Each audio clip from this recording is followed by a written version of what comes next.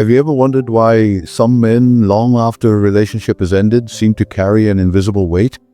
Not a visible sorrow, not a loud proclamation of loss, but a quiet, deep-seated regret that settles into the very marrow of his being. He won't tell his friends, he won't post about it online. He will never, ever let you see it. This is the silent tragedy of the male ego fortress, built not of stone, but of shame and projection, where the most profound lessons and the deepest grief are buried alive. He lost her, not just a woman, but an aspect of himself he desperately needed, an archetypal force that was his only true path to individuation. The woman he regrets losing is not merely a former lover, she is the anima he failed to integrate. Carl Jung taught us that every man carries within his unconscious mind a feminine archetype, the anima, representing his soul, his emotional landscape, and his capacity for relatedness. The woman who catalyzes this regret is often the one who, by her very presence, held a mirror to his soul. She was the one who saw, through the persona he presented to the world, the stoic Basque, the powerful provider, the unshakable Manant, connected with the vulnerable, authentic man beneath. She was the one who could speak the language of his inner world, a language he didn't even know he spoke. He saw his own repressed emotions reflected in her grace, his own longing in her independence, his own buried spirituality in her quiet strength. This connection, this sacred recognition, was both his greatest gift and his deepest fear. When he lost her, he didn't just lose a person, he lost the bridge to his own soul. His ego, fragile and uninitiated, could not tolerate the vulnerability she demanded. It could not endure the confrontation with his own shadow, the jealousy, the anger, the unresolved trauma that her light inevitably revealed. He chose the comfort of his familiar fortress, the ego's false sense of control, over the terrifying freedom of genuine emotional intimacy. He chose to abandon the part of him that was truly alive, that was capable of love and deep connection, because the price of admission was facing himself. He chose the shallow praise of the world over the profound love of a woman who saw him completely. And so his regret becomes a ghost that haunts the empty rooms of his psyche. He will find other women, but they will all feel like stand-ins, projections of an idealized feminine he once had access to but can no longer reach. He will try to fill the void with success, with fleeting pleasures, with the hollow validation of others, but the space where she once was will remain. This is the cruel irony of his choice. In his desperate attempt to protect his ego, he condemned himself to a life of emotional starvation. He lives in a world of muted colors, of half-truths, always listening for the echo of a laugh he can no longer hear, feeling the ghost of a touch he can no longer remember. This is the quiet suffering of a man who chose his pride over his soul, and the shadow of that choice follows him in every silent moment. You see, for him, the loss is not a wound that heals with time, it is an amputation of his own potential. She was the doorway to his higher self, and he slammed it shut. He will never admit it, not to you, not to his friends, and certainly not to himself in the quiet of the night. He is a man who walks through life with a missing piece, and the ghost of her memory is the only thing that reminds him that he was once, for a fleeting moment, whole. His denial is not a sign of strength. It is a profound act of cowardice. It is the ego's last, desperate attempt to maintain its illusion of control. He tells himself it was her fault, that she was too difficult, too demanding, too intense. He projects onto her his own failings, the emotional immaturity he couldn't face, the fear of true intimacy he couldn't admit. This psychological sleight of hand allows him to avoid the searing pain of self-reflection. But the universe, in its unforgiving wisdom, does not permit such self-deception to go unpunished. The very act of pushing her away creates a vacuum in his life, and into that vacuum rushes the psychic energy of his own unacknowledged grief. His subsequent relationships become a series of hollow reenactments. He seeks women who are, on the surface, the opposite of her. He finds partners who are less challenging, less emotionally available, less spiritually complex. He does this not because he prefers them, but because they are safer. They don't threaten to dismantle the carefully constructed walls of his ego, but in his heart, he knows the difference. He knows that he has settled for a whisper when he once had a symphony. The quiet moments are the most dangerous for him. In the stillness of the night, when the noise of the world and his own self-deception finally fade, the truth rises like a phantom from the depths of his unconscious. He remembers the way she looked at him, not with admiration for his status or his achievements, but with a gaze that saw straight into his Shula gaze that said, "I see you, the whole of you, and I am not afraid." That memory is his private hell. This is the psychological tax he pays for his pride. Every time he chooses a shallow connection over a deep one, every time he opts for emotional silence instead of honest conversation, he is compounding the interest on his debt to his own soul. He's living a life in a gilded cage, believing he is free while the ghost of the woman he lost holds the key. The Stoic philosophers like Seneca and Epictetus would have seen this as the ultimate bondage. True freedom, they taught, is not the absence of external constraints, but the mastery of one's inner world. He is a slave to his own unintegrated emotions, a prisoner of his own unexamined life. His regret is not a fleeting emotion. It is a philosophical and spiritual consequence of his failure to engage with life on its own terms. She, on the other hand, is on a journey of her own. Her pain, though real, is a catalyst for her growth. Where his loss led to stagnation, psychological regression, hers leads to individuation. She learns to reclaim the energy she once invested in him, to reinvest it in herself. She transforms the pain of his abandonment into a sacred source of power. She realizes that his inability to meet her on a soul level was not a reflection of her worth, but a measure of his own psychological limitations. She begins to understand that she was not a problem to be solved, but a truth he was not yet strong enough to face. And so, she becomes her own spiritual guide. She no longer seeks external validation for her worth. She discovers the boundless well of feminine energy within herself. The very quality she feared, her emotional depth, her spiritual intensity, her radical self-worth, become the cornerstones of her new life. She emerges from the ashes of the relationship, not as a victim, but as an oracle. She is a woman who has looked into the abyss of another's soul and returned to claim her own. His silent regret is the unseen anchor that keeps him tethered to the past, while her willingness to face her pain sets her free to sail toward her future. This is the profound difference between the one who runs from the truth and the one who embraces it. His regret is a poison that seeps into every aspect of his life, tainting his perception of love, women, and even himself. It's a low-grade fever of the soul, a constant, nagging dissatisfaction that he cannot pinpoint or articulate. He will find himself in the company of others, laughing at their jokes, participating in their rituals, but a part of him remains on the outside, a silent observer of his own life. This is the existential loneliness of a man who has traded depth for the illusion of stability. He is a king in a barren kingdom, his wealth and status serving only to highlight the emptiness of his emotional throne. And this is the greatest irony of his loss.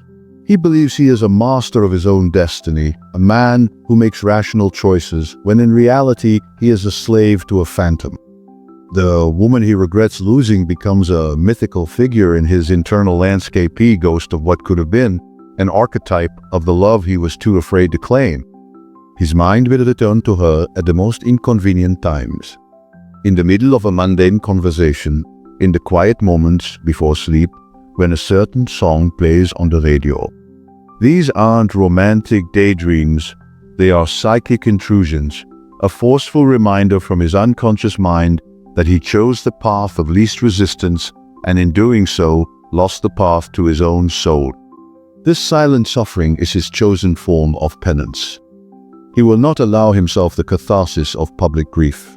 His male ego, an unforgiving taskmaster, demands that he project an image of strength and indifference. To admit his regret would be to admit weakness. To concede that a woman's departure could have such a profound impact on his life, it would mean acknowledging that the emotional fortress he built to protect himself was in fact a prison. So he keeps silent, and in that silence his regret grows. It festers, turning into a bitter cynicism toward love itself. He begins to believe that all women are like her, that all deep connections will inevitably lead to the same pain and the same impossible demands. He uses her memory not as a lesson in growth, but as a shield against any future intimacy. You, on the other hand, are no longer looking back. Your journey has been one of alchemy. The pain of his abandonment was the furnace in which your new self was forged. You have learned that his withdrawal was not a rejection of your worth, but a perfect reflection of his emotional immaturity. His inability to meet you at the level of the soul was not a flaw in your design, but a limitation in his. This is the critical insight that separates the woman who is broken by a man's departure from the woman who is reborn. You realize that the love you had for him, the energy you poured into that connection, was not wasted. It was an investment in your own capacity to love, a profound lesson in the nature of attachment and the necessity of detachment. You have begun the sacred work of individuation, turning inward to discover the inexhaustible well of strength and wisdom that lies within. His absence created a void, and instead of trying to fill it with another person, you filled it with yourself. You are learning to be your own anchor, your own validation, your own sacred partner. You are reclaiming the power that you once gave away piece by painful piece. This is the shadow work that he refused to do, confrontation with your own deepest fears, your own wounds, your own vulnerabilities. You are learning to love these parts of yourself, not in spite of them, but because of them. He is still fighting the ghost of your memory, a battle he can never win. You are dancing with the ghost of your past, transforming it from a haunting reminder of loss into a powerful guide toward your future. This is the silent, profound transformation that he can never understand, because he chose to remain in the dark while you chose to walk toward the light. His suffering is not a noble wound. It is a self-imposed affliction. The pain he feels is not born of a heart truly broken, but of an ego that has been fatally injured. The deepest regret is not for her, but for the man he failed to become in her presence. He saw a glimmer of his potential, a glimpse of a life where he was emotionally courageous, deeply connected, and spiritually whole. And in a moment of existential panic, he recoiled from it. His pain, therefore, is the consequence of his own resistance to his higher self. It is the psychic echo of the path not taken, a constant, low-frequency hum of what could have been. He is still trying to fill the void, but his methods are frantic and desperate. He might pursue a new partner, but he will unconsciously select someone who requires less of him, someone who will not threaten the fragile piece of his ego. He is not looking for a lover. He is looking for a distraction, a human sedative to numb the ache of her memory. But this is a temporary fix, a futile attempt to mend a spiritual wound with a psychological band-aid. His conversations with this new partner will lack the depth, the raw honesty, the spiritual intimacy that he once had. He will find himself performing the role of a loving partner, but the audience is always his own internal critic, the part of him that knows the truth. This is a tragedy of a man addicted to external validation. He builds a life that looks impressive to the world, but it is an empty shell, a beautiful lie designed to conceal the truth of his inner poverty. For you, this emotional freedom is not a gift, it is a discipline. You have embraced a kind of stoic philosophy in your recovery, a profound and quiet understanding that you have no control over the actions, feelings, or choices of another human being. This is the cornerstone of your newfound power. You understand that his regret is his to carry, his lesson to learn, his burden to bear. It is no longer your job to save him, from himself to be the emotional crutch for a man who refused to walk on his own. This realization is the ultimate liberation. It is the emotional and psychological equivalent of unshackling yourself from a heavy chain. This discipline allows you to turn your attention entirely inward. You are now the master of your own inner world. The chaos that once defined your emotional landscape, the anxiety of waiting, the frustration of his inconsistency, all of it, has been replaced by a deep and abiding sense of inner peace. This peace is not the absence of emotion, it is the mastery of it. You feel your feelings, but you do not allow them to control you. You practice the art of radical self-acceptance, realizing that your worth is not a negotiation with anyone, but an undeniable fact of your existence. This is the feminine power he feared and failed to understand. It is not loud or aggressive. It is quiet, deep, and unshakable. It is the wisdom of a woman who knows her own mind, feels her own heart, and walks her own path, completely unburdened by the expectation of anyone else's approval. He lives in a world of frantic activity, constantly seeking external rewards to quiet the voice of his regret. He is still fighting a war with himself that he can never win. You, meanwhile, have laid down your weapons. You have declared peace with yourself. You are no longer in a relationship with him, or his memory, or the ghost of what could have been. You are in a sacred relationship with yourself, and that relationship is the wellspring from which all your future power, love, and joy will flow. This is the great and profound divergence of your two paths. One remains trapped in the labyrinth of his own ego, while the other has found a way out and is walking into the sun. He will live with it forever, not as a dramatic movie-like sorrow, but as a dull, constant ache in the background of his life. The regret of losing her becomes a permanent fixture of his psychic landscape, a testament to the path he chose to avoid. He will find himself successful, perhaps admired, maybe even loved by others, but there will always be a hollow space within him that no amount of external validation can fill. This is the ultimate spiritual paralysis, the inability to move forward because a part of him remains perpetually anchored to the past, to the woman who held the key to his emotional and spiritual liberation, and whom he was too afraid to follow. He will have moments of intense clarity, flashes of insight, where he understands in a searing moment of truth what he truly lost. But his ego, that stubborn guardian of his fragile identity, will quickly suppress it, burying the insight beneath layers of distraction and denial. He is a man condemned to a life of emotional solitude, surrounded by people, yet fundamentally alone, because he ran from the one person who saw him completely and loved him unconditionally. You, on the other hand, have transcended. You are no longer defined by his absence, or his memory, or the silent ghost of his regret. You have become a force of nature unto yourself. The woman who emerges from this fire is not just healed, she is reborn. Her pain was not a punishment, but a sacred passage. It taught her that true power does not come from being chosen by a man, but from choosing herself, first and foremost, every single day. You have learned that your happiness is not an outcome of a relationship, but the natural state of a soul that is in alignment with its own deepest truth. You have built a life so rich, so full, so emotionally and spiritually sovereign, that the thought of him and his silent regret no longer carries any weight. It is an artifact of a past life, a lesson learned, a mountain you have already climbed. Your freedom is not an aggressive act of defiance.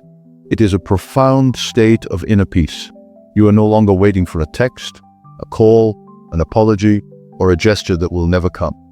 You are not holding your breath for a validation that is not yours to demand. You have found a quiet, unshakable confidence that is not dependent on the actions of anyone else. This is the true essence of feminine power, the kind that Jung hinted at in his writings on the anima. It is the power of a woman who is her own source of light, her own emotional anchor, and her own spiritual guide. She no longer seeks a man to complete her. She seeks a partner to share in the abundance of her already complete life. This is the end of your journey with him. The regret he carries is his to bear, and his silence is no longer a wound but a final powerful testament to your strength. You have not just survived, you have blossomed into the most potent and powerful version of yourself. You are living proof that true empowerment comes not from being found, but from being found by yourself. The story is no longer about a man who regrets losing a woman, but about the woman who was finally free of him and of her own need for him. She looked into the abyss of his emotional limitations and returned to build a kingdom in her own soul. The final, glorious truth of your journey is this: you are the hero of your own epic. You are the architect of your own happiness, and your peace is not a gift, it is a conquest. The woman who knows her worth doesn't chase, she chooses.